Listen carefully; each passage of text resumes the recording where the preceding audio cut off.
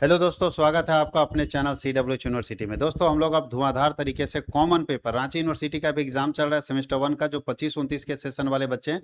और हम लोग कॉमन पेपर का जो कॉमन पेपर है, जैसे understanding of India, IKS Indian knowledge system और AEC हिंदी और इंग्लिश, ये कॉमन पेपर की अब पढ़ाई शुरू करने वाला है। अभी तक हम लोगों का मेजर पेपर हो रहा था, माइनर पेपर जिसको AC पेपर बोलते हैं, MDC पेपर हो रहा था, SCC पेपर होता है, जो सबका अलग अलग था, आर्ट्स साइंस कॉमर्स सबका अलग था।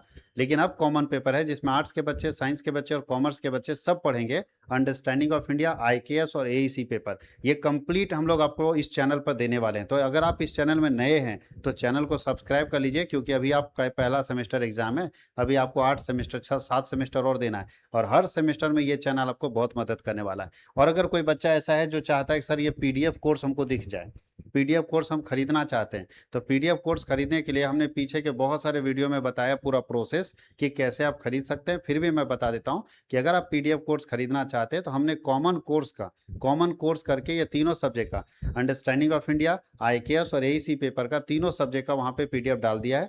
और ये PDF कोर्स साइंस वाले बच्चे खरीद सकते हैं जो अभी तक कोई PDF कोर्स नहीं खरीदे। जो PDF कोर्स खरीद चुके हो दोबारा मत खरीदिएगा, उसके लिए उसी PDF कोर्स में ये सब्जेक्ट डाला हुआ है। लेकिन जो नए बच्चे हैं वो PDF कोर्स कैसे खरीदेंगे, क्योंकि 3 सब्जेक्ट का तीनों MCQ है, sorry understanding of India MCQ, IKS MCQ है, लेकिन AEC पेपर जो है वो सब्जेक्टिव एग्जाम होगा। तो कैसे उसकी तैयारी करेंगे, तो उसके लिए मैं कॉमन कोर्स बनाया 49 रुपये का, 49 रुपीज़ का कोर्स आप वहाँ खरीद सकते हैं। वहाँ तीनों PDF फ्री में मिल जाएगा, मतलब खरीदने के बाद आपको ये सारा PDF मिल जाएगा। अब सवाल है सर PDF खरीद के खुद पढ़ सकते हैं? यस, क्वेश्चन है, देखो बोल्ड करके उसका आंसर दिया, सब आंसर बोल्ड करके दे दिया ताकि आप सेल्फ भी स्टडी कर सकते हैं। वीडियो तो जाएगा ही जाएगा, लेकिन PDF आप खुद भी पढ़ सकते हैं। कैसे खरीदेंगे, तो प्ले स्टोर में जाएंगे, CWH ऑनलाइन एकेडमी का एप्लीकेशन इंस्टॉल करेंगे। एप्लीकेशन इंस्टॉल करने के बाद उसमें अपना नंबर डालेंगे, नंबर डालने के बाद OTP आएगा, सबमिट करेंगे। फिर पर्सनल डिटेल खुलेगा, पर्सनल डिटेल में अपना सब सारा कुछ भर के सबमिट कर देंगे। उसके बाद आपको कैटेगरी पूछेगा, किस कैटेगरी का कोर्स देखना चाहते हैं, तो वहाँ आप चुनेंगे ऑल यूनिवर्सिटी, उसको क्लिक करके सेव कर देंगे। पेड PDF कोर्स में जाएंगे, वीडियो कोर्स PDF कोर्स दो होगा, तो पेड PDF कोर्स में जाएंगे। उसके बाद आप अपना यूनिवर्सिटी चुनिएगा, सेमेस्टर चुनिएगा, वहाँ पे सबसे ऊपर में देखिएगा कॉमन कोर्स करके लिखा होगा 49 रुपीज़ में, तो आप उसको खरीद सकते हैं, उसमें ये PDF आपको मिल जाएगा। चलिए शुरुआत करते हैं। अब हम लोग शुरू करते हैं, चूंकि 4 यूनिट है अंडरस्टैंडिंग ऑफ इंडिया में, एक यूनिट का एक वीडियो बनेगा, तो 4 यूनिट का हम लोग 4 वीडियो लेकर आएंगे, और 4 वीडियो एकदम धुआंधार तरीके से आप अगर तैयारी करते हैं तो आपकी तैयारी बहुत अच्छी होगी, और खूब मजे से जितना आप खुद भी देखिए और अपने दोस्तों को शेयर भी कीजिए। क्योंकि ज़्यादा से ज़्यादा अगर क्वेश्चन को रिपीट करते हैं, एक ही वीडियो को 2-2 3-3 बार देखते हैं, तो 100 क्वेश्चन का आंसर दिमाग में सेट हो जाएगा। हम आपको ये नहीं बताएंगे क्वेश्चन ये है, चारों ऑप्शन पढ़ेंगे, नहीं, हम सीधा उसका आंसर बताएंगे। इससे क्या होगा कि कम समय में आपको सीधा आंसर याद हो जाएगा। जैसे फर्स्ट क्वेश्चन है कि भारत किस महाद्वीप में स्थित है, सीधा एशिया, उतना हमको नहीं देखना है, भारत एशिया में स्थित है। तो इस तरह से हम पढ़ते जाएंगे। थोड़ा फास्ट वीडियो रहेगा, फास्ट इसलिए रहेगा क्योंकि MCQ है और आपको सिर्फ सुनना है। एक वीडियो को 2 बार देखिएगा, पूरा याद हो जाएगा, कोई टेंशन नहीं लेना। एक वीडियो को 2 बार देखिएगा, पूरा याद हो जाएगा। तो चलिए शुरुआत करते हैं। फर्स्ट लेक्चर, फर्स्ट यूनिट का 4 यूनिट है, 4 लेक्चर जाएगा। फर्स्ट लेक्चर स्टार्ट करते हैं। सबसे पहले भारत किस महाद्वीप में स्थित है, तो एशिया में। और ध्यान रखिएगा, अंडरस्टैंडिंग ऑफ इंडिया और IKS का जो एग्जाम है वो MCQ मोड में होगा, मल्टीपल चॉइस क्वेश्चन, ठीक है, MCQ रहेगा। और जो AEC पेपर है वो सब्जेक्टिव होगा। दूसरा, हिमालय भारत के भाग किस भाग में स्थित है, तो हिमालय भारत के उत्तर भाग में स्थित है, जिधर हम लोग हैं, हम लोग उत्तर भाग में हैं।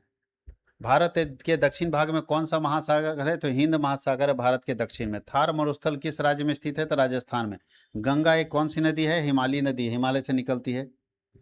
इंडो आर्य भारत में कब आए थे, सॉरी किस तरफ में है, बोलता है इंडो आर्य भारत में से आए थे, किस तरफ से आए थे, तो उत्तर पश्चिम तरफ से आए थे। निम्नलिखित में सबसे पहले भारत कौन आया था, तो यूनानी आए थे। कुषाण मूल रूप से कहाँ के थे, तो चीन के थे, चीन क्षेत्र से कुषाण वंश के लोग आए थे। भारत के व्यापार के माध्यम से भारत में इस्लाम किसने पहुंचाया, कौन है जो व्यापार के माध्यम से भारत में इस्लाम को लेकर आए थे, तो अरब लोग आए थे। मुगल ने भारतीय डॉट डॉट डॉट में महत्वपूर्ण भूमिका निभाई है, तो मुगल जो है भारतीय वास्तुकला में महत्वपूर्ण भूमिका निभाई है। भारत शब्द किस प्राचीन ग्रंथ से मिलता है, तो महाभारत से मिलता है। इंडिया शब्द से निकला है, इंडिया किससे निकला है, तो इंडस से बना है, इंडस। फारसियों ने सिंधु नदी को क्या कहा था, फारसियों ने सिंधु नदी को हिंद कहा था, और वहीं से हिंदुस्तान बना। जम्बू द्वीप का प्राचीन नाम क्या है, तो भारत, भारत का ही पुराना नाम जम्बू द्वीप है। हिंदुस्तान शब्द के डॉट डॉट डॉट शासनकाल में लोकप्रिय हुआ, किसके शासनकाल में हिंदुस्तान शब्द लोकप्रिय हुआ? तो तुर्क और मुगल के शासनकाल में। वेद किस भाषा में लिखे गए? तो संस्कृत भाषा में लिखे गए, वेद संस्कृत भाषा में लिखे गए। अर्थशास्त्र किसने लिखा? तो चाणक्य ने लिखा। और आर्यभट्ट में योगदान के लिए प्रसिद्ध, आर्यभट्ट गणित में योगदान के लिए प्रसिद्ध है। नालंदा के रूप में प्रसिद्ध है, नालंदा किस लिए? तो नालंदा विश्वविद्यालय के रूप में प्रसिद्ध है। भारत का कौन सा लौह स्तंभ जंग न लगने के लिए प्रसिद्ध है? तो आप जानते हैं सब, दिल्ली का लौह स्तंभ। Bharat co dot dot dot की भूमि कहा जाता है? तो विविधता की भूमि, क्योंकि यहाँ अलग अलग धर्म, अलग संप्रदाय के लोग रहते हैं।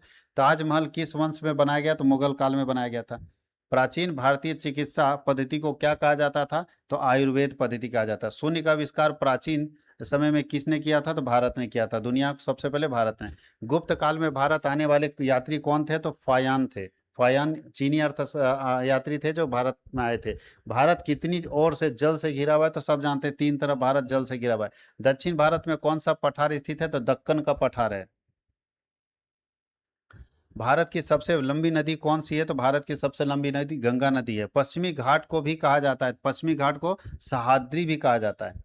कौन सी पर्वत श्रृंखला उत्तर भारत को तिब्बती पठार से अलग करती है? तो हिमालय पर्वत श्रृंखला जो उत्तर भारत को तिब्बती पठार से अलग करता है, यानी उत्तर और तिब्बत के पठार को अलग करने वाला हिमालय पर्वत है। भारत में सबसे अधिक वर्षा किस ऋतु में होती है? तो सब जानते हैं मानसून में सबसे अधिक वर्षा होती है। पूर्वी घाट और पश्चिमी घाट में क्या मिलती है? तो पूर्वी घाट और पश्चिमी घाट को मिलाने वाली पहाड़ी को बोलते हैं नीलगिरी की पहाड़ियाँ। किस नदी को दक्षिण गंगा कहा जाता है? तो दक्षिण गंगा गोदावरी को कहा जाता है। भारत किस गोलार्ध में स्थित है? तो उत्तरी गोलार्ध में। पश्चिम भारत में कौन सा मरुस्थल है? पश्चिम साइड में भारत में देखे तो थार मरुस्थल है राजस्थान में। यूनानी डॉट डॉट डॉट के नेतृत्व में भारत आए थे, किसके नेतृत्व में आए थे? सिकंदर के नेतृत्व में यूनानी भारत आए थे। स्तकों को भी डॉट डॉट डॉट कहा जाता है, तो सिथियन कहा जाता है। भारत में फारसी संस्कृत किस समूह ने लाई थी? तो फारसी लोग फारसी संस्कृत लेकर आए थे। तुर्कों ने भारत में डॉट डॉट डॉट की स्थापना की थी, तो तुर्कों ने भारत में दिल्ली सल्तनत की स्थापना की थी। भारतीय समाज के बारे में किस विदेशी यात्री ने सबसे पहले लिखा है? तो फायान और हेनसांग ने लिखा था, जो चाइना के थे। मुगल मुगल मूल रूप से कहाँ के थे? तो मुगल जो थे मध्य एशिया में आए थे सबसे पहले। अरबों का मुख्य योगदान डॉट डॉट डॉट क्षेत्र में था, तो अरब के जो लोग यहाँ आए थे उनका सबसे ज्यादा योगदान गणित में था। किस समुदाय ने व्यापार के माध्यम से भारतीय संस्कृति को विदेशों तक पहुंचाया? कौन समुदाय? तो व्यापारियों ने भारत की संस्कृति को दुनिया के देशों तक पहुंचाया। Bharat co dot dot dot में एकता की भूमि कहा जाता है, तो विविधता में एकता की भूमि कहा जाता है। भारत की संस्कृति विविधता में एकता या विविधता में एकता है ही नहीं यहाँ पे, के कारण विकसित हुई था। विविधता में प्रवास, मतलब अलग अलग लोग यहाँ रहते हैं, अलग अलग धर्म के, संप्रदाय, खान पान, वेशभूषा के लोग रहते हैं। हिंदू शब्द कहाँ से निकला है? तो हिंदू शब्द सिंधु से निकला। बहुत लोग सिंधु का ना हिंदू बोल दिया गलती से, सिंधु को हिंदू बोल दिया और वहीं से हिंदुस्तान बना।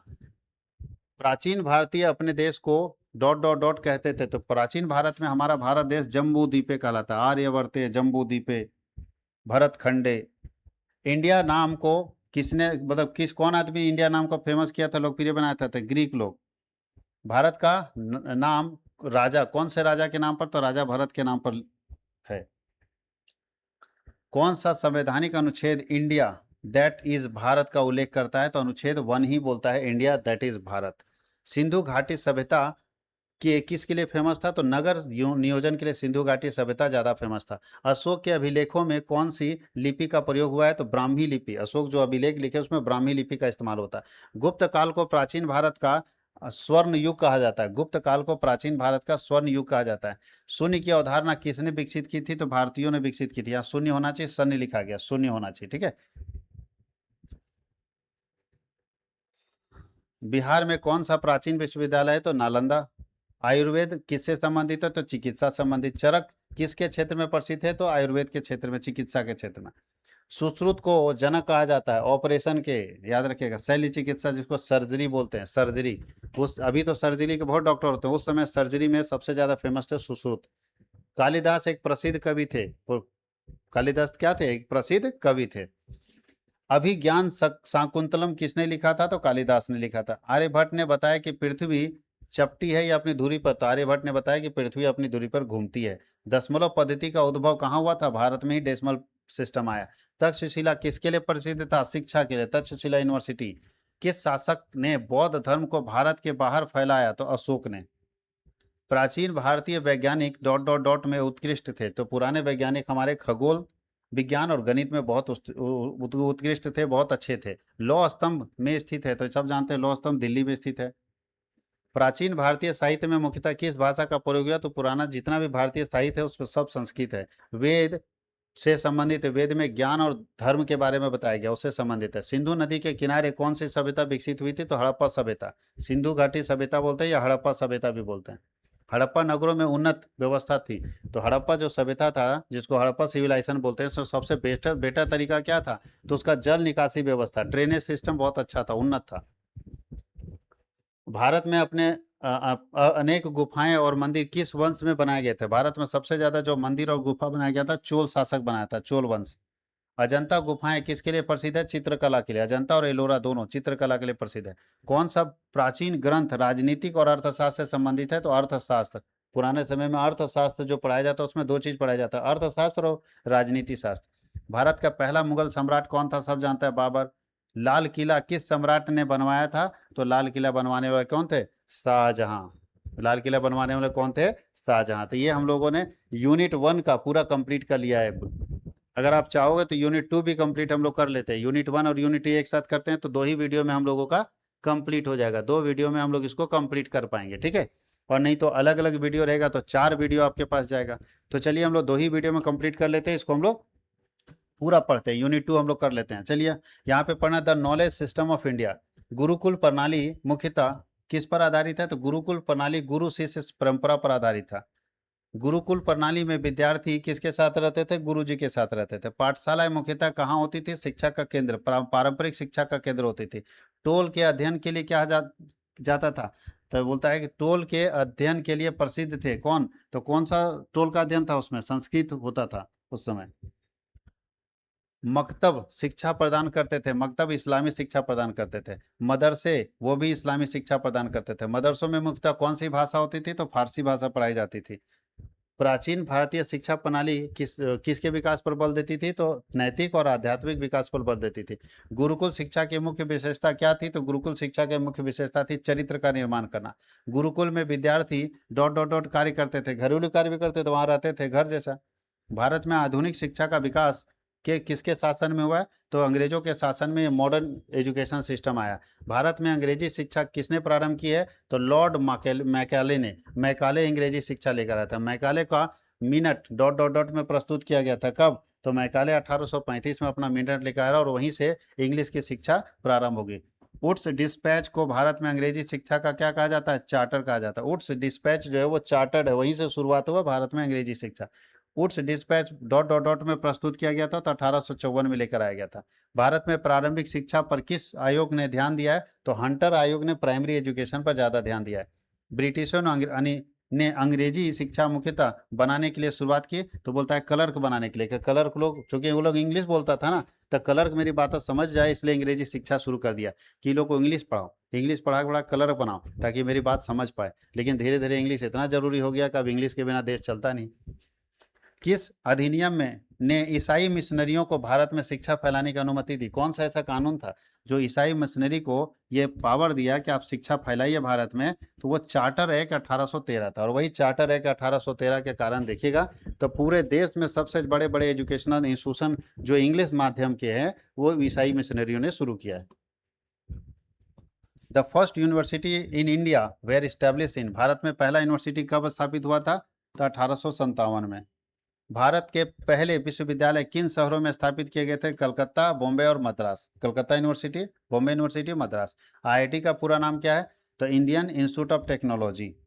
एआईसीटीई का फुल फॉर्म, इसका इस्तेमाल किसके लिए होता है? तो तकनीकी शिक्षा। अगर टेक्निकल एजुकेशन को दे रहा है वो इससे मान्यता लेगा, इससे मान्यता लेने के बाद ही तकनीकी एजुकेशन दे सकता है। यूजीसी का फुल फॉर्म क्या है? University grant commission. भारत में उच्च शिक्षा के मानकों को कौन बनाए रखता है? तो भारत में उच्च शिक्षा के मानक को बनाए रखने के लिए यूजीसी काम करता है, यूनिवर्सिटी ग्रांट कमीशन काम करता है। तकनीकी शिक्षा डॉट डॉट डॉट विकसित करने में मदद करती है। टेक्निकल एजुकेशन जो है स्किल डेवलप करने में मदद करती है लोगों का। भारत में प्रबंधन शिक्षा के लिए कौन संस्थान बनाया गया है, फेमस है, जो मैनेजमेंट एजुकेशन देते हैं? तो IIM, Indian institute of management. शिक्षा से संबंधित है IIMS जो है, एम्स। कौन सी शिक्षा एम्स देता है? तो एम्स चिकित्सा की शिक्षा देता है, मेडिकल एजुकेशन देता है। दूरस्थ शिक्षा डॉट डॉट डॉट के लिए उपयोगी होती है। बोलता है दूरस्थ शिक्षा मतलब डिस्टेंस एजुकेशन किनके लिए जरूरी है? बहुत अभी हमारे देश में डिस्टेंस एजुकेशन भी चल रहा है, तो काम करने वाले लोगों के लिए डिस्टेंस एजुकेशन है कि काम करिए, आपको कॉलेज जाने की जरूरत नहीं है, आपको एजुकेशन मिल जाएगा। इग्नू किसके लिए? वही काम करने वाले लोगों को। इग्नू का मतलब ही डिस्टेंस एजुकेशन, और डिस्टेंस एजुकेशन काम करने वाले लोगों के लिए शिक्षा लेने में मदद करता है। उच्च शिक्षा का विस्तार डॉट डॉट डॉट विकास को बढ़ाता है। अगर हायर एजुकेशन का डेवलपमेंट होगा तो नेशन का डेवलपमेंट होगा। शिक्षक डॉट डॉट डॉट निर्माण में महत्वपूर्ण भूमिका निभाते हैं। तो एक टीचर जो है वो राष्ट्र बिल्डिंग, नेशन बिल्डिंग में इंपॉर्टेंट प्ले करते हैं। एक अच्छे शिक्षक को विद्यार्थियों में विकसित करना चाहिए। एक अच्छे शिक्षक को विद्यार्थियों में अनुशासन विकसित करना चाहिए। शिक्षक विद्यार्थियों को अच्छा नागरिक बनाने में मदद करते हैं। शिक्षक को समाज का बिल्डर यानी निर्माता माना जाता है। नैतिक शिक्षा मुख्यतः शिक्षकों के द्वारा दी जाती है। नैतिक शिक्षा मुख्यतः शिक्षकों के द्वारा दी जाती है। शिक्षकों को विद्यार्थियों को क्रिटिकल सोच, आलोचनात्मक सोच को प्रोत्साहित करना चाहिए। राष्ट्रीय विकास काफी हद तक शिक्षा की गुणवत्ता पर निर्भर करता है। देश कैसा विकास करेगा ये डिपेंड करता है कि हमारे देश में शिक्षा का स्तर क्या है। शिक्षकों को ईमानदारी और अनुशासन जैसे मूल्यों को बढ़ावा देना चाहिए। शिक्षकों को ईमानदारी और अनुशासन जैसे मूल्यों को बढ़ावा देना चाहिए। शिक्षक विद्यार्थी के लिए आदर्श होते हैं। शिक्षा एक मजबूत राष्ट्र का निर्माण करती है। शिक्षा एक मजबूत राष्ट्र का निर्माण करती है। राष्ट्रीय शिक्षा नीति एनईपी जो है वो कब लाया गया था? 2020 में लाया गया था। राष्ट्रीय शिक्षा नीति 2020 को मंजूरी कब दी गई? 2020 में दिया गया। एनईपी 1986 ने सभी विद्यार्थियों के लिए किस पर बल दिया? समान शिक्षा, एजुकेशन इक्वल होना चाहिए, इस पर बल दिया था। एनईपी 2020 विद्यालय शिक्षा में क्या किया? कौन सा संरचना लागू किया है? तो 5334। एनईपी 2020 प्राथमिक स्तर पर भाषा, कौन से भाषा में शिक्षा पर बल दिया? तो मातृभाषा में। प्राइमरी लेवल पर आपको मातृभाषा में पढ़ाना है। ऑपरेशन ब्लैक बोर्ड के अंतर्गत कौन सा एजुकेशन शुरू किया गया था? एनईपी 1986, वो ब्लैक बोर्ड ऑपरेशन था जब हम लोग का शिक्षा नीति बना था 1986 में। वो बोलता है शिक्षा नीति 2020 आधारित शिक्षा पर बल देती है। कौन से? तो स्किल बेस्ड एजुकेशन पर ज्यादा फोकस करता है। व्यावसायिक शिक्षा को डॉट डॉट डॉट में बढ़ावा दिया गया। एनईपी 2020 में जो है वोकेशनल एजुकेशन को ज्यादा बढ़ावा दिया गया। 1986 में जो शिक्षा नीति बना था, क्या उसका उद्देश्य में शिक्षा असमानता को समाप्त करना था? उस समय था कि शिक्षा में जो असमानता है उसको समाप्त करना है, इसलिए बनाया गया था एनईपी। उसी को तो मिशन ब्लैक बोर्ड। एनईपी 2020 शिक्षा को बढ़ावा देती है। एनईपी 2020 जो है मल्टी डिसिप्लिनरी एजुकेशन को बढ़ावा देता है। सबको पढ़िए, एक में केंद्रित मत रहिए। प्राचीन भाषा की शिक्षा मुख्यतः किस पर केंद्रित थी? गुरु के ऊपर केंद्रित थी। जो गुरु बोलेंगे वही शिक्षा होता था। प्राचीन भारत में कौन सी प्रणाली निःशुल्क शिक्षा प्रदान करती थी? गुरुकुल प्रणाली निःशुल्क शिक्षा प्रदान करती थी। मकतब मुख्यतः बच्चों को शिक्षा देते थे। मकतब मुस्लिम लोग हैं जो बच्चों को शिक्षा देते थे। ब्रिटिश शिक्षा नीतियों ने डॉट डॉट डॉट भाषा के प्रसार को बढ़ावा दिया। तो अंग्रेजी भाषा, जो ब्रिटिश शिक्षा थी वो अंग्रेजी भाषा के प्रसार को बढ़ावा दिया। हंटर आयोग की नियुक्ति कब हुई थी? तो 1882 में हुई थी। ब्रिटिशों ने विश्वविद्यालय मुख्यतः तैयार करने के लिए स्थापित किए थे। क्लर्क तैयार करने के लिए अंग्रेजी विश्वविद्यालय स्थापित किया था ताकि अंग्रेजी पढ़िए और क्लर्क बनिए उनके यहाँ। कौन सी शिक्षा प्रणाली नैतिक मूल्यों पर बल देती है? तो गुरुकुल शिक्षा प्रणाली नैतिक मूल्यों पर बल देती है। आधुनिक शिक्षा प्रणाली ने फॉर्मल परीक्षाएं शुरू की थी। टोल मुख्यतः भारत में पाए जाते हैं। पूर्वी क्षेत्र में आपको टोल मिलेगा। मदरसा मुख्यतः कहाँ किस तरह का शिक्षा देता है? तो धार्मिक शिक्षा देता है। भारत में इंजीनियरिंग शिक्षा के लिए कौन सा संस्थान फेमस है? तो आईआईटी। एनआईटी किस लिए? तो बोलता है कि national institute of technology. NIT का पूरा नाम नेशनल इंस्टीट्यूट ऑफ टेक्नोलॉजी, और ये भी टेक्निकल एजुकेशन के लिए फेमस है। इग्नू की स्थापना किसको बढ़ावा देने के लिए हुआ था? तो डिस्टेंस एजुकेशन को बढ़ावा देने के लिए। तकनीकी शिक्षा के विकास के लिए महत्वपूर्ण है। तकनीकी शिक्षा इंडस्ट्रियल डेवलपमेंट के लिए ज्यादा महत्वपूर्ण हो जाता है। एआईसीटीई भारत में टेक्निकल तकनीकी शिक्षा के लिए मान्यता यही देता है। कोई भी टेक्निकल, जैसे बोलते हैं पॉलिटेक्निक कहाँ, तो पॉलिटेक्निक का इससे मान्यता होगा तभी सही होगा। जितना टेक्निकल एजुकेशन है इससे मान्यता लेना होगा एआईसीटीई से। उच्च शिक्षा अवसरों को बढ़ावा देने में मदद करता है। उच्च शिक्षा रोजगार के अवसरों को बढ़ावा देने में मदद करता है। अनुसंधान कार्य मुख्यतः हायर शिक्षा से संबंधित होता है। रिसर्च का काम हायर एजुकेशन, इसलिए बोलता है जब पीजी कर लीजिएगा तब रिसर्च करिएगा पीएचडी के लिए।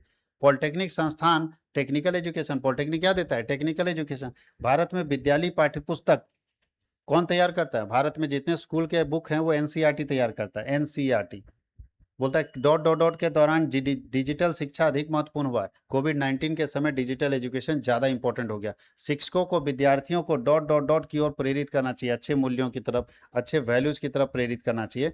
एक शिक्षक को सभी विद्यार्थियों के साथ समान व्यवहार करना चाहिए और निष्पक्ष व्यवहार करना चाहिए। शिक्षक राष्ट्रीय विकास या राष्ट्रीय एकता को विकसित करने में मदद करते हैं। शिक्षक राष्ट्रीय एकता को विकसित करने में मदद करते हैं। शिक्षक के लिए कौन सा गुण आवश्यक है? शिक्षक के लिए याद रखना है धैर्य, पेशेंस बहुत जरूरी है। शिक्षक डॉट डॉट डॉट समाज के विकास में योगदान देते हैं, तो शिक्षित समाज के विकास में योगदान देते हैं। शिक्षकों को विद्यार्थियों को रचनात्मकता को बढ़ावा देना चाहिए, यानी शिक्षकों को विद्यार्थियों में रचनात्मकता को, क्रिएटिविटी को, ठीक है, बढ़ावा देना चाहिए। शिक्षा नागरिकों में किस तरह की भावना? तो जिम्मेदारी की भावना विकसित करती है। शिक्षा नागरिकों में जिम्मेदारी की भावना विकसित करती है। किसी राष्ट्र की सफलता काफी हद तक उसकी शिक्षा प्रणाली पर निर्भर करती है। कोई राष्ट्र कितना सफल होगा यह निर्भर करता है कि वो कितना शिक्षित होगा। एनईपी 2020 शिक्षा में टेक्नोलॉजी के उपयोग को बढ़ावा देता है। एनईपी 2020 शिक्षा में टेक्नोलॉजी के उपयोग को बढ़ावा देता है और राष्ट्रीय विकास में शिक्षा सबसे ज्यादा जरूरी है। राष्ट्रीय विकास में शिक्षा सबसे ज्यादा जरूरी है। अब हम लोग थर्ड और फोर्थ यूनिट अगले लेक्चर में लेकर आएंगे, तो इस लेक्चर को जबरदस्त देखिए और अगर मजा आ रहा है तो कमेंट सेक्शन में भी धुआं धुआं कर देना है। कमेंट सेक्शन में छूटना नहीं चाहिए, तो कंप्लीट देखिए और इंतजार कीजिए। जस्ट इसके बाद एक और लेक्चर आपके पास आ रहा है, तो इंतजार कीजिए और उसको रगड़ के पढ़िए।